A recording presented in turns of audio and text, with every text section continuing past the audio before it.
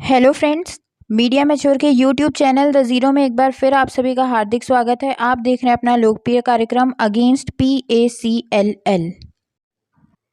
तो चलिए साथियों, वीडियो आगे बढ़ाते हैं। आज PACL ने पिछली बार एजेंटों की कमीशन पर प्रश्न उठाते हुए आगे ये सेबी कह रही है कि ये सारी जांच पड़ताल से हमको ये लगता है, ये इस निष्कर्ष तक पहुंची है सेबी कि PACL जो है अपने एजेंटों को एडवांस में ही कमीशन दे देती थी, जबकि वास्तविकता में ऐसा नहीं होता। और जो कमीशन दी जाती है वो एक एजेंट के बिजनेस पर दी जाती है। एक एजेंट कितना बिजनेस लेके आ रहा है उस हिसाब से ये लोग एजेंटों को कमीशन देते हैं। तो इस हिसाब से PACL ने एक बहुत ही बड़ा अमाउंट अपने एजेंटों को इंसेंटिव के रूप में दिया, जो कि एडवांस में था।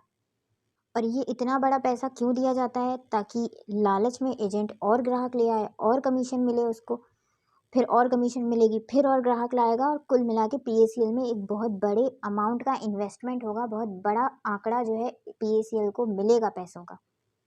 वो बात हो गई एजेंटों की। अब बात करते हैं ग्राहकों की। लिस्ट ऑफ कस्टमर्स, निवेशक शब्द यहाँ नहीं लिखा गया है, लिस्ट ऑफ कस्टमर्स लिखा गया है, यानी ग्राहक। यहाँ निवेशक शब्द नहीं लिखा गया है। तो इसमें क्या कहती है PACL कि PACL का कहना है कि हम सिर्फ उन्हीं ग्राहकों की लिस्ट मेंटेन करते हैं जो एक्टिव हैं, और पुराने ग्राहकों की हम लिस्ट नहीं रखते हैं। जिनसे हमने पैसा लिया और जिसको हमने पैसा लौटा दिया उसका नाम हम लिस्ट से हटा देते हैं। जिनके अभी हम पैसे ले रहे हैं और जिनको अभी पैसा या प्लॉट देना बाकी है उनका ही सिर्फ हम लिस्ट में नाम लिखते हैं, ऐसा PACL ने कहा। और इससे फ़र्क नहीं पड़ता कि उनका टर्म ख़त्म हो गया। भाई जैसे किसी ने 10 साल के लिए पैसा जमा किया था तो 10 साल बाद हम उसका नाम तो हटा ही देंगे, लेकिन 10 साल के पहले अगर उसने 5 साल में ही अपना पैसा वापस मांगा तो उसको पैसा दे के निपटा के हम उसका नाम लिस्ट से हटा देते हैं। हम ये इतना झंझट नहीं पालते हैं, इतनी लिस्ट तैयार करके नहीं रखते हैं। तो ऐसे बहुत सारे ग्राहक हैं इनके जो बीच ही में बंद कर देते थे खाता। अपना 10 साल का है, 10 साल नहीं चलाएंगे, 4 साल में ही उनको पैसा वापस चाहिए। तो अगर इन सारे ग्राहकों की वो लिस्ट बनाने बैठे तो इनके तो आंखें चौधी आ जाएंगी। तो इस प्रकार से इन्होंने बोला कि हम इतना डाटा मेंटेन करके नहीं रखते, ये संभव नहीं है कि जब से कंपनी बनी है उस तारीख से लेकर के आज की तारीख तक का हम डाटा मेंटेन करके रखें, और ना ही हमको कोई ज़रूरत है प्लान वाइज कोई डाटा मेंटेन करके रखने की। तो PACL ने सेबी से रिक्वेस्ट की कि भाई हमको थोड़ा सा समय दो, हम लिस्ट तैयार करते हैं। ऐसे ग्राहकों की भी लिस्ट तैयार करेंगे जो CDPP में पैसा जमा किए हैं, ऐसे ग्राहकों की भी तैयार करेंगे जिन्होंने IPP की है। अलग से हम आपको ऐसे ग्राहकों की भी लिस्ट देंगे जिन्होंने PACL में सिर्फ और सिर्फ विकास करने के लिए पैसा जमा नहीं किया, मतलब सिर्फ प्लॉट लेने के लिए पैसा जमा किया, विकास नहीं करना था उनको।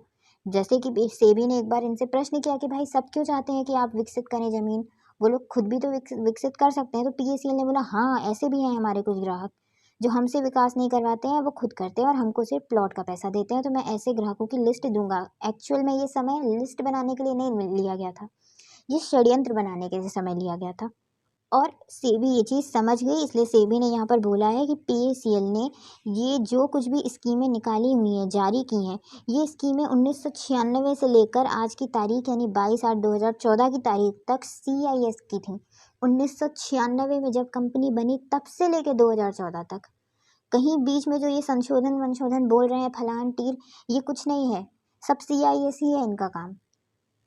और सेबी कहती है कि भाई PACL हर एक फोरम में बोल रही है कि मैं रियल एस्टेट का काम कर रही हूँ। बहुत सी जगहों पर इनको अपने ग्राहकों की पूरी जानकारी भी देनी पड़ती होगी, क्योंकि भाई केस तो बहुत समय से चल रहा है ना, केस आज तो है नहीं।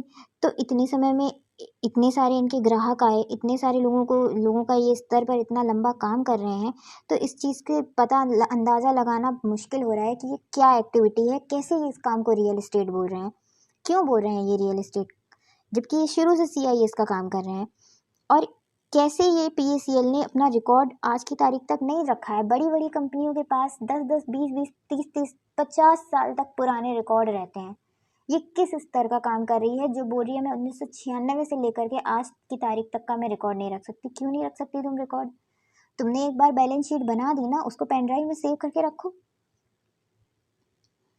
अब यहाँ बात हो रही है 12 जुलाई 2014 की, जब PACL ने बोला कि मेरी पर्सनल हियरिंग करो, मैं आके आपको सारी बातें सामने से समझाता हूँ। तो अब 12 जुलाई 2014 की जो पर्सनल हियरिंग हुई उसके बाद जो इनको मौका दिया गया उसमें इन लोगों ने बोला होगा कि मैं ऐसा ऐसा पेश करूँगा।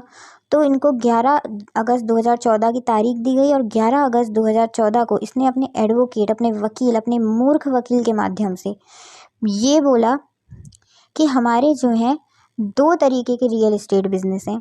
एक sale and purchase of agricultural plot जिसमें हम खरीद बिक्री करते हैं बस ज़मीनों की।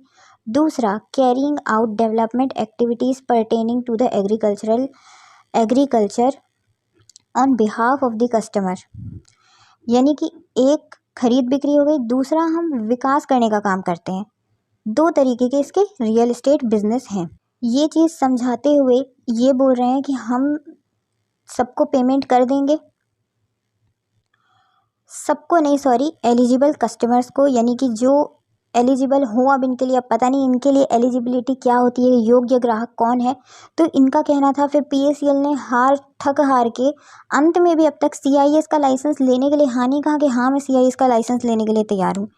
अभी भी वो बोल रही है कि चलो ठीक है हम पेमेंट कर देंगे अपने योग्य ग्राहकों को, ऐसा अब ये बोल रही है। अब देखिए पता नहीं इसके पीछे भी क्या षड्यंत्र हो, तो ये तो आगे देखकर ही पता चलेगा। लेकिन फ़िलहाल तक के लिए तो मूर्ख ही बनाया है। लेकिन बस ये लास्ट वाली जो लाइन ये बोल रहा है कि PACL ने बोला कि मैं सबको पेमेंट करता हूँ, अपने योग्य ग्राहकों को पेमेंट करने के लिए तैयार हूँ। इसमें देखते हैं आगे क्या इसमें बात हुई जो इसको क्यों परमिशन नहीं मिली पेमेंट करने की, ये हम अगले वीडियो में देखेंगे। फ़िलहाल के लिए बहुत बहुत धन्यवाद। जय हिंद, जय भारत।